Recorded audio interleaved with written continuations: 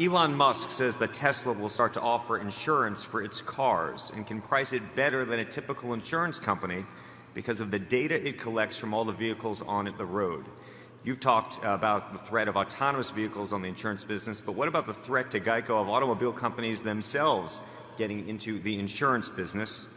And on a very similar topic, Tesla recently announced that they're shifting to an online-only sales model, and several traditional auto dealerships are also reducing their property holdings as car buyers increasingly use smartphones and the internet to shop for cars. What does this portend for Berkshire Hathaway Automotive? Yeah. Actually, General Motors had a company for a long time called Motors Insurance Company, and various companies have tried it. I would say that the success of the insurance company, of the auto companies getting into the insurance business, are probably about as likely as the success of the insurance companies getting into the auto business.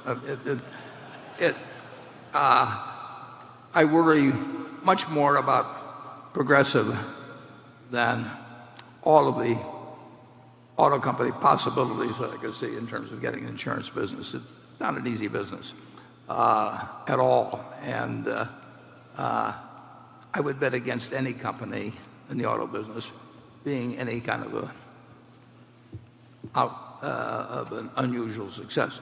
The idea of using telematics in terms of studying people's driver's habits, that's spreading quite widely, and it is important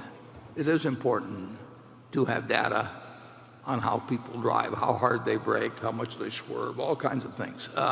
So I don't doubt the value of the data, but I don't think that the auto companies will have any advantage to that. I don't think they'll make money in the insurance business.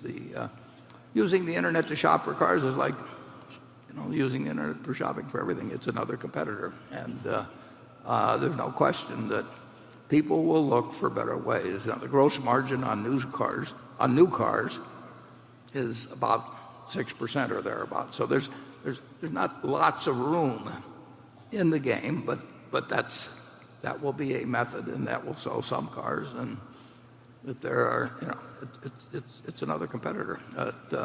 But I don't think it destroys the auto dealer who takes good care of the customers and is there to service the customers. And